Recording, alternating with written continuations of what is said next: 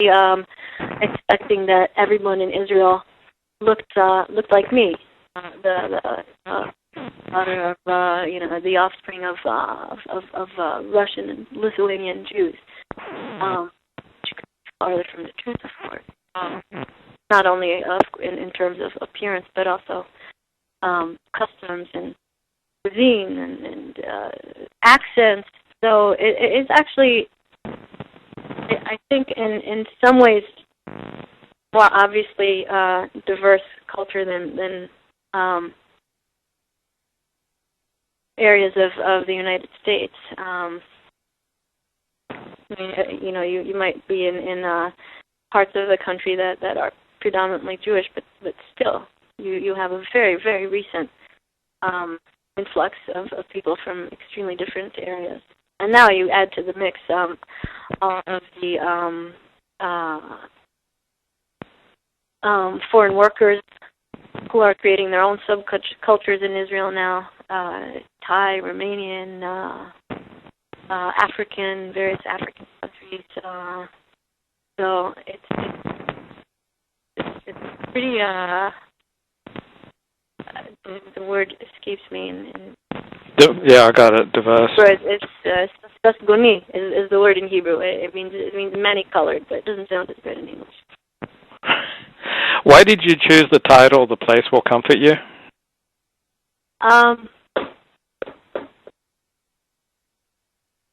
Originally, the collection was named after one of the stories, Anatiska Tender.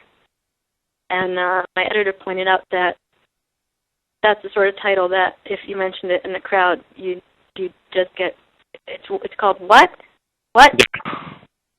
It's just because there's nothing in it that is recognizable or that meaningfully goes together on the first take or even second take. It has to mean something from the. You have to read the story first for it to happen. So we agreed that I needed to find another title for the collection. So it went through the stories. That's kind of my favorite way of doing things, is just picking out something that's naturally already there, and that seems to be a vital organ.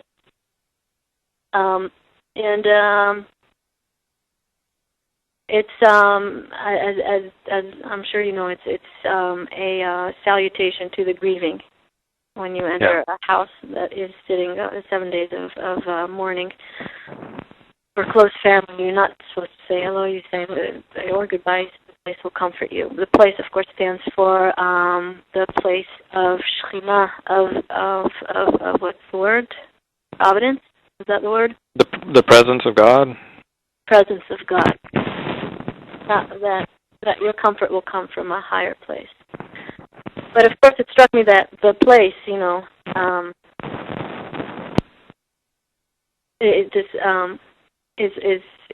is what everyone, not just the Zionists and founding the Jewish state, are after, coming to a locale that offers them a certain peace, and in terms of it being a central idea of the culture I was brought up in, it seemed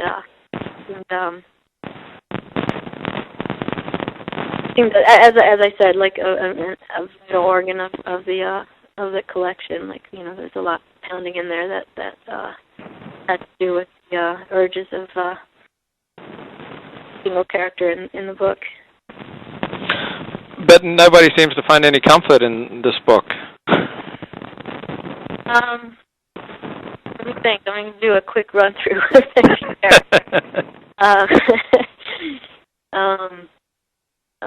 see, who's happy?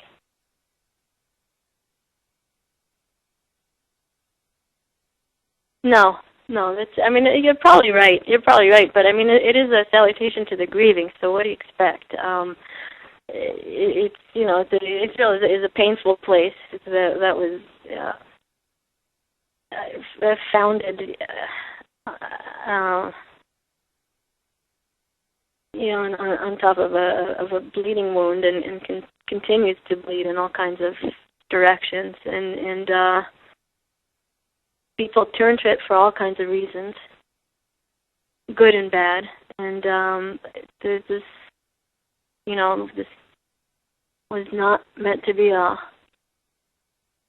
Hallmark Hall of Fame production, So if it's not a particularly comforting read, honestly, it doesn't really bother me much. Why do you choose to live in the United States?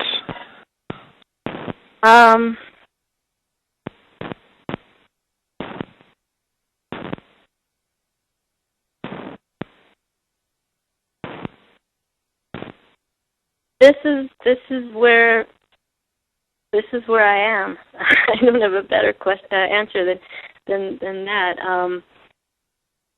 For now, this is where I am, and I think that we owe it to every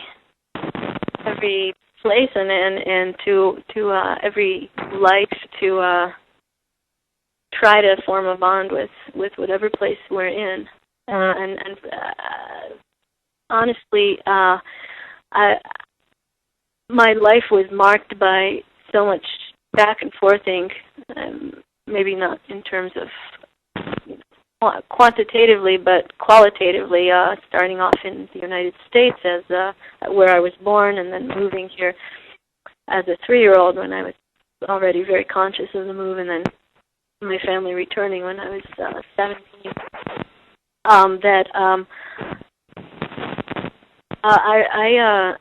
I feel that I want to try settling. I mean, to say that 20-something years into being here tells you something about, the viability of that desire. But I think for people like me, there can be a fear of becoming addicted to wanting to be elsewhere. So I'm trying out being here.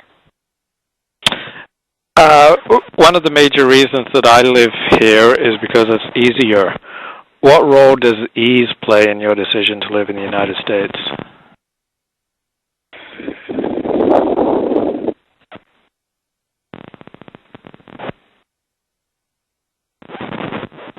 That's a tough one to answer because I never really experienced living in Israel as an adult. So I'm told it's not easy living there, and not for the obvious reasons of security threats, but economically things are tougher. But right now the economy is so crushing here that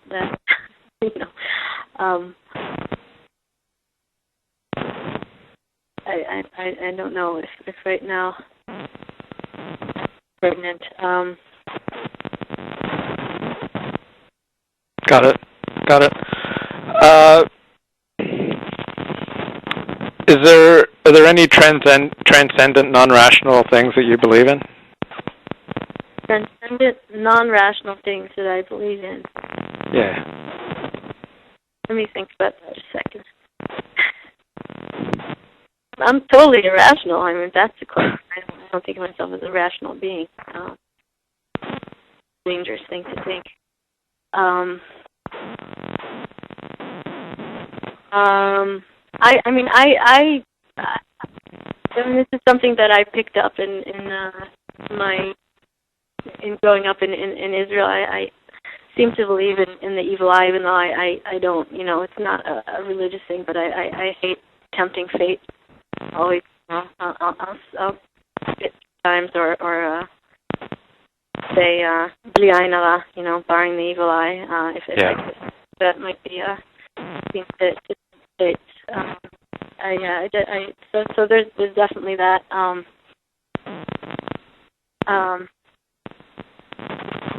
I'm afraid of saying things are going well.